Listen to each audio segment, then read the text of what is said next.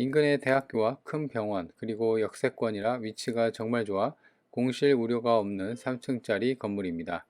보는 것처럼 옥상에는 데크를 설치해서 추가 공간을 활용할 수 있게 했고요.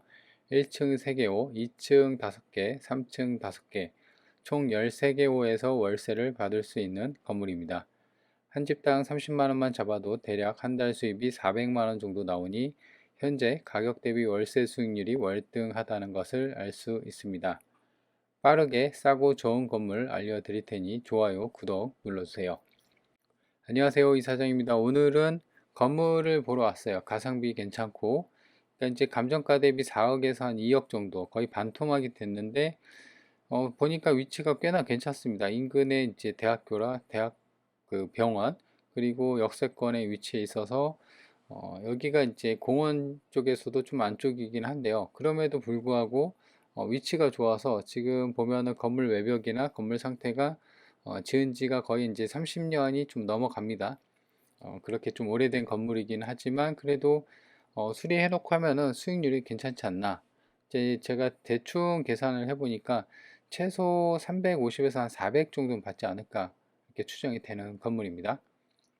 자, 그래서 여기는 1층이고요. 지금 보면은 우편함이 432, 12개가 이제 깔려 있고, 근데 이제 많이 우편물이 있는 거 보니까 사람이 지금은 안 살고, 자, 여기가 1층입니다. 1층 공동 현관은 열려 있고요. 옆에 추가 공간이 있고, 그리고 이제 내부를 보면 여기가 지은 지가 이제 30년이 좀 넘었는데, 벽 상태나 이런 걸 보면 그래도 조금 관리가 돼서 좀 보수를 좀 한 게 티가 납니다. 자, 여기 있는 이제 뭐 사무실 겸 뭐 이렇게 어떤 관리실 뭐 이런 느낌으로 쓰는 것 같아요. 그래서 이쪽에 상가 사무실이 하나가 있고요. 저 안쪽으로 이제 문이 두 개가 있죠. 그래서 두 개호. 그래서 1층에는 상가 겸 주택해서 하나, 그리고 두 개호. 그래서 총 세 개호입니다. 자, 그래서 2층으로 올라가는데 2층도 복도가 그렇게 좁지는 않는데 그렇다고 막 넓진 않습니다. 이게 이제 중형 정도 평수의 건물이거든요. 자, 2층에는 보면은 정면에 저렇게 현관문이 보면 쪼개져 있어요. 그래서 저런 부분은 흠집이 나 있어 갖고 저런 부분은 좀 수리가 필요해 보이고요.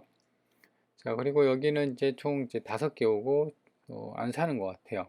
그죠? 이제 전자키고 현관문도 이제 원래 이 현관문이 아닌 것 같아요. 최근에 좀 수리를 손을 좀 본 그런 느낌이 나고요.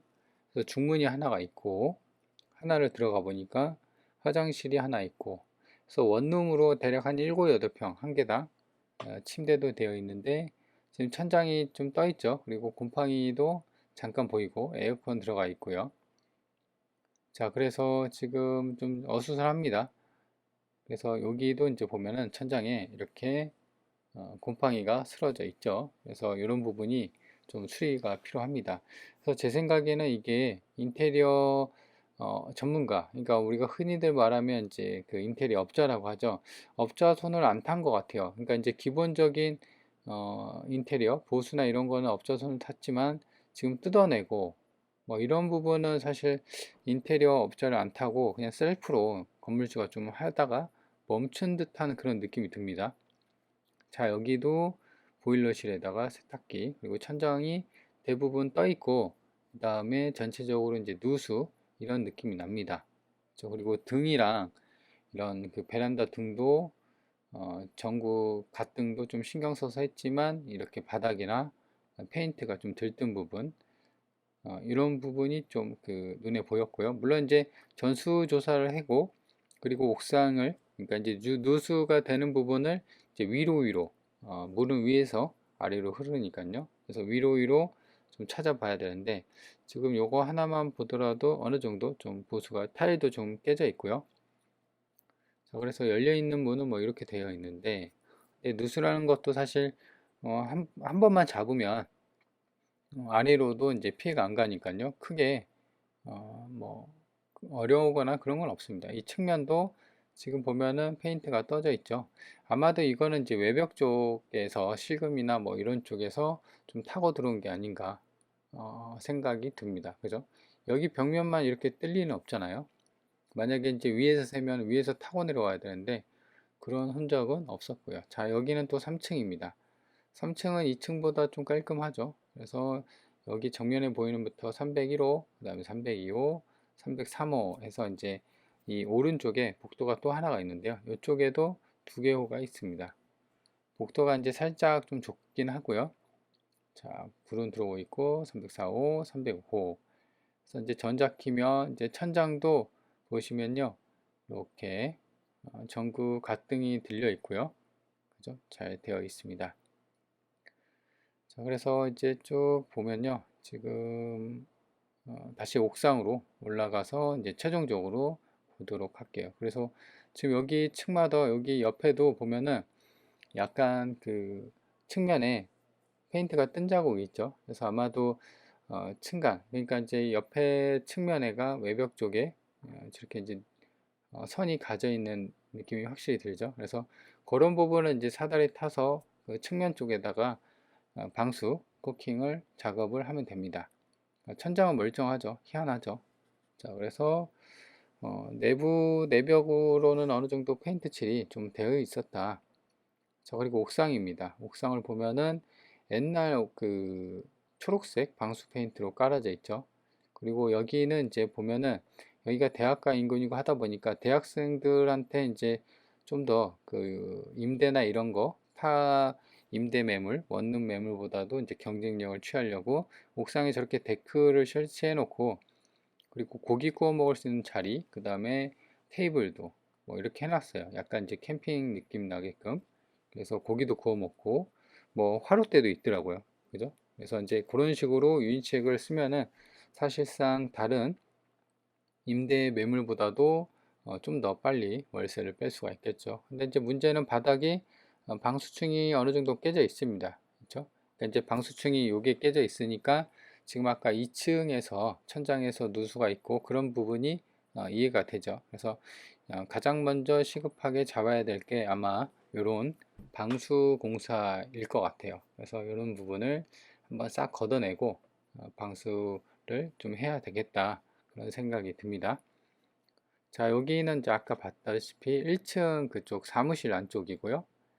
그래서 이제 측면에 보면은 저렇게 그 보면은 외벽이 약간 색이 바라고 그 다음에 곰팡이가 쓴 흔적, 그렇죠? 저기도 마찬가지고. 그래서 이제 내벽은 어느 정도 됐지만 내벽 페인트를 했지만 내벽이 중요한 게 아니라 외벽이랑 옥상이 좀 중요할 것 같아요. 그래서 요거 같은 경우는 이제 수리 견적을 넣어서 최저가 입찰하는 게 좋다. 그리고 이제 주차장도 있는데요. 보시면 여기 길가에 이렇게 이제 공원 바로 앞이거든요. 그래서 건물 앞에도 이렇게 주차를 할 수가 있고 건물 아까 이제 측면 쪽에서도 주차를 할 수 있는 공간이 있는데요. 이렇게 외부 쪽에서도 이게 이제 총 세대수가 13개 호잖아요. 그렇기 때문에 주차 공간은 이제 부족하지만 그래도 이렇게 바깥쪽에 건물 쪽에다도 주차를 할 수가 있다. 위성 지도입니다. 위에서 봤을 때는 이제 땅은 이렇게 직사각형으로 되어 있고요. 그래서 이렇게 보시면 이제 이쪽이 이제 산, 뭐 공원 이렇게 되어 있고 대부분 이제 본권이랑 비슷한 원룸 단지들이에요. 원룸촌이에요. 그죠? 그래서 그쪽이 이제 안쪽에 있는 거고 주차는 이 안쪽에도 있지만 이 라인에 따라서 이 나무 때문에 가려서 안 보이는데요. 이 라인 따라서 주차를 할 수가 있다. 그래서 매각 대상을 보면 땅은 한 필지고요. 2종 일반 주거 지역입니다. 그래서 땅은 93평 정도 되고 그다음에 1층 여기가 1층은 이제 다가구 주택 두 가구 그다음에 한 개가 이제 상가로 되어 있고요.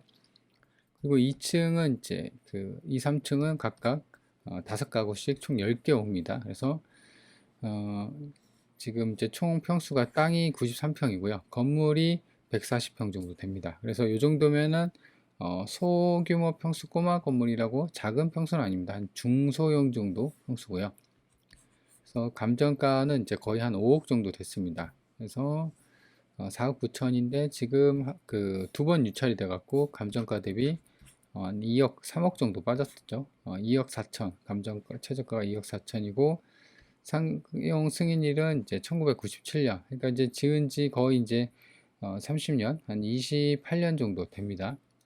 그렇죠? 그래서 이제 이렇게 이제 보시면 되고 자 건물 상태는 보면요 여기 니은이 이제 보일러실 뭐 이렇게 되어 있는데 안에 평면도가 없어서 이 정도만 보여지고요.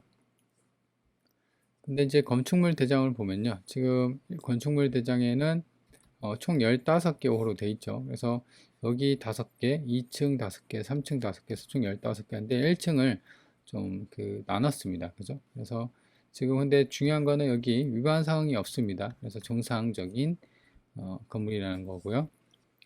그리고 이제 보면은 1997년, 여기 1997년 승인이고요. 그리고 보시면 여기도 위반 사항이나 이런 건 없습니다. 그죠? 그래서 여기가 이제 주택이긴 하는데, 근데 이제 누가 찔러 넣어서 요게 이제 주택으로 신고가 됐는데 상가로 쓰고 있다, 이렇게 될 수도 있죠. 근데 이제 현재 상황, 그러니까 이게 1997년이잖아요. 그리고 지금이 2025년. 그때 동안 지금 거의 30년이 가까이 그냥 쓰고 있기 때문에 아마도 이 상태로 계속 쓸 수가 있을 것이다, 이렇게 보여집니다. 그리고 여기 같은 경우는 오히려 주택에서, 그러니까 이제 보통 용도 변경하는 게 상가에서 주차 자리, 그러니까 이제 상가에서 주거용으로 이렇게 바꾸는 경우가 있죠. 그렇게 이제 바꾸는 경우가 뭐냐면 주택 원래 이제 주거용으로, 이제 상가보다는 주거용으로 빼야지. 왜냐면 상가 주택보다는 이 주택이 월세나 수요나 이런 게 많아요. 그래서 수익률이 좋단 말이죠. 그래서 대부분 상가보다는 주거용으로 이런 식으로 많이 용도 변경을 합니다. 그래서 상가에서 주거로 이렇게 바꿀 때 대부분 걸리는 게 그거예요. 주차 공간이 없어서 상가에서 주거용으로 가거든요. 그죠? 근데 이제 이거 같은 경우 반대입니다. 주거에서 상가로 갔단 말이에요. 그래서 제 생각으로는 주차장 대수도 이거는 괜찮고 해서 이 상가에서 이제 주거로 오는 것도 뭐 크게 제한 사항이 있을 수는 있긴 하지만 뭐 아예 안 되는 정도는 아닐 것이다. 그죠? 그래서 그래도 이제 돈이 들어가니까 현 상태 유지하면서 월세 수익을 받는 게 좀 나아 보입니다. 그래서 이제 두 번째 페이지도 봤고요. 그리고 임차인 현황을 보면요. 여기가 2018년 6월 21일 이렇게 선순위, 후순위로 나뉘는데요. 보시면 2020년 전부 다 2019년, 21년, 23년 전부 다 후순위예요. 그렇죠? 여기 신고. 그래서 낙찰받고 물어줄 돈이 없고요. 전부 다 매명도 대상입니다. 그리고 함집을 보면 대부분 30만 원, 여기도 127만 원. 그러니까 이제 좀 수리 잘 해놓고 하면 30만 원까지. 인근에 나와 있는 매물도 보면요. 원룸이 하나당 한 30, 27에서 30 정도 합니다. 그죠? 그래서 30만 원 곱하기, 물론 이제 요 사무실은 좀 그냥 계산하기 쉽게 그냥 30으로 했어요.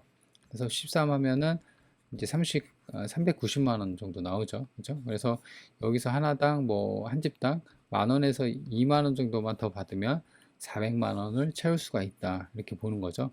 그래서 보시면 여기도 다가구 주택 있지만 근린 생활시설로 이용 중이다. 자, 그래서 일단 이제 본건을 보면요. 지금 본건이 이제 2억 4천에다가 땅이 이제 대략 한 100평 정도가 좀 안 돼요. 근데 이제 이 평당 최저가 가격으로 하면요. 지금 평당 한 260만 원 정도입니다. 지금 현재가로.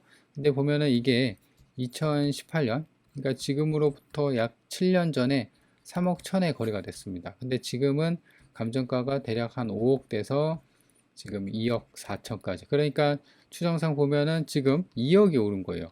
그죠? 그러니까 이제 이런 주택, 우리가 이제 사실 집을 살 때 아파트랑 뭐 빌라, 단독주택 이렇게 사는데요. 이런 큰 건물 같은 경우는 땅이 있기 때문에 이 땅값이 오르면은 이것도 이제 같이 오르게 마련입니다. 물론 이제 이 건물의 하나의 건물을 가지고 어떤 매매나 시세를 파악할 때는 평당 땅값도 있겠지만 여기서 나오는 수익률로 환산되는 경우도 있고, 그 다음에 이 정도 평수에 이 정도 건물이면은 이런 첫 번째, 두 번째를 만족을 안 하더라도 동네에서 이 정도 하면 얼마 해요, 얼마 정도 거래가 돼요, 이런 이제 주변에 어떤 시세가 있을 거란 말이에요. 그래서 그렇게 세 가지를 통합해서 판단을 해야 되지만 지금 당장으로 보면은 2억이 올랐네 라는 거죠. 주변에도 보면은 3억 이렇게 2018년에 거래가 된 흔적이 있고, 자, 그렇다고 하면은 지금 평당 260만 원이고, 지금 이 260만 원 최저가 기준으로 보면은 이게 이제 본건이 안쪽이긴 해요. 그리고 이쪽이 대로변이고, 이쪽이 이제 아무래도 땅값이 비싸겠죠. 그런데 보면은 300만 원, 200만 원대도 있고 뭐 300만 원, 대부분 이제 200만 원 초중반에서 많게는 뭐 300만 원 이렇게 됩니다.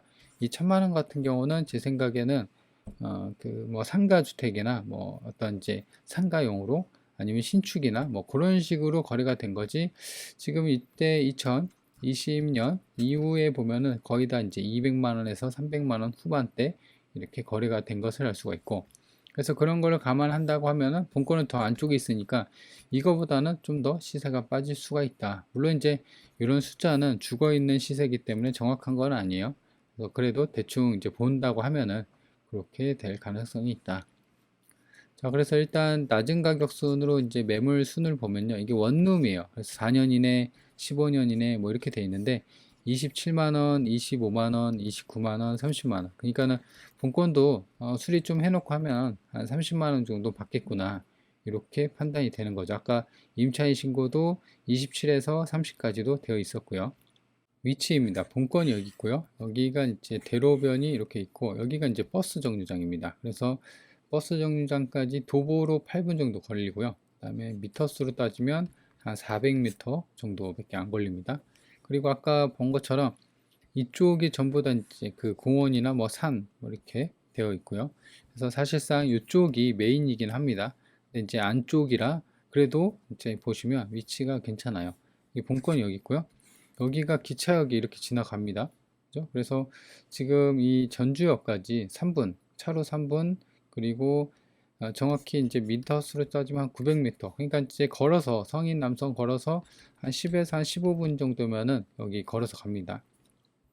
자, 그리고 여기서 이제 여기 대학교까지도 전북대학교까지 이제 10분 차로 키로수로 따지면 3km밖에 안 돼요. 그리고 바로 옆에 전북대학교 병원이 있죠. 그러니까 이제 보면은 여기 있고 병원이 있고 그다음에 대학교 있기 때문에 물론 이 안쪽이나 이런 쪽이 더 그 시세가 더 되겠죠. 하지만 위치가 괜찮기 때문에 여기도 나쁘진 않다. 오히려 좋을 수가 있습니다. 더 싸게 살 수 있는 절호의 기회가 될 수가 있다라는 거죠. 그래서 여기 그 다음에 이제 본건이 여기 있고요. 여기가 이제 시청입니다. 시청까지도 차로 12분 그리고 키로수로 따지면 한 3km 정도밖에 안 돼요. 그러니까 이제 차로도 금방금방 가고 사실 버스 정류장이나 이런 게 잘 돼 있기 때문에 생활 편의시설 그러니까 원룸 월세 받기에는 그렇게 나쁜 조건은 아닙니다. 그리고 여기가 이제 반경이 한 5km 정도밖에 안 돼요. 여기 고속도로 동전주 IC가 이렇게 있고요. 그 다음에 기차역 있고, 그 다음에 대학교 있고, 병원 있고, 이 시청 있고, 그 중간에 여기 있습니다. 그렇죠? 그래서 이렇게 보시면 임대나 이런 배우나 이런 거에 대해서는 공실 우려가 없을 것 같고 괜찮죠? 실제로 이제 나와 있는 매물을 보면은 그렇게 많지는 않습니다. 그렇죠? 자, 그래서 일단 이제 이 물건을 정리를 해보면요. 일단 첫 번째로 가장 큰게 가격 대비 많이 떨어졌다. 그러니까 이게 2000 거의 아까도 2018년 거래됐을 때 3억이었는데 지금 거의 5억. 그러니까 이 동네가 이런 걸 보면요. 이제 추정을 할 수가 있어야 돼요. 아, 이 동네가 아예 안 오르는 동네는 아니구나. 지방인데도 불구하고 8년 물론 이제 8년 걸렸지만 그래도 2억이라도 오른 게 어딥니까? 그죠? 이 땅이 이제 93평이니까. 그래서 이런 건물 같은 경우는 땅이 좀 중요합니다. 물론 이제 아파트나 빌라, 뭐, 그 다음에 주택, 뭐 이런 것도 있는데요. 이렇게 이제 그 어떤 주거용 건물 중에서는 땅이 중요한데 이게 93평이잖아요. 근데 이제 한 100평이라고 계산하기 쉽게 한번 가정을 해볼까요? 100평이 평당 10만 원 오르면 1000만 원입니다. 100평이 평당 50만 원 오르면 50만 원이요. 근데 평당 그래 100만 원만 올라라. 그러면 1억입니다. 1억. 그죠? 그만큼 땅이 갖고 있는 게 이제 주식처럼 쭉쭉 올라가는 가능성이 있다. 그리고 이제 여기가 이제 1997년 지은 지가 거의 한 25년 차, 거의 이제 좀 있으면 뭐 28년 차군요. 좀 있으면 2년만 더 있으면 30년 차긴 하는데 그렇기 때문에 이게 이제 첫 번째로는 수리비 부담이 좀 있죠. 아까 말한 것처럼 건물 외벽, 그 다음에 옥상이 이제 방수 페인트가 벗겨져서 그게 이제 누수로 이어져서 물이 떨어지고 좀 이제 젖어 있고 그럴 가능성이 있거든요. 그리고 제가 갔을 때 이제 비가 안 왔음에도 비가 안 왔잖아요. 근데 이제 누수가 물이 떨어지거나 물론 이제 곰팡이 자국이 있었지만 물이 흐른 흔적이 없었어요. 그래서 요거는 날씨 탓에 의한 누수일 가능성이 있어서 그런 거 같은 경우는 이제 천장이나 이제 외벽 쪽 어떤 건물 결함에서 오는 누수일 가능성이 있죠.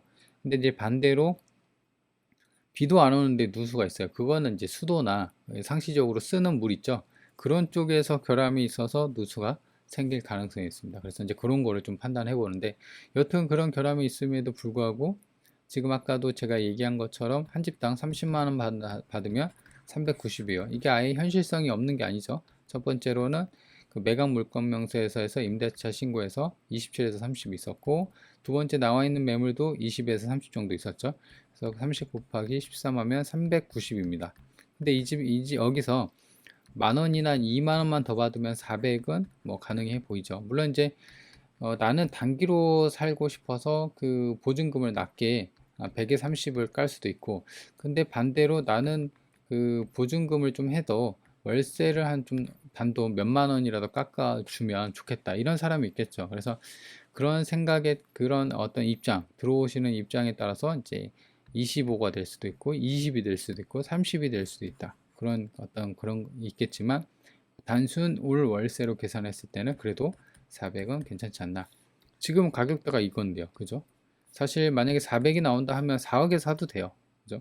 근데 이제 수리비나 이런 거를 당연히 입찰가에 산정을 해야 된다 라는 거죠. 그래서 수리비 경험이 약간 없으면 이게 이제 쫄릴 수가 있습니다, 그죠?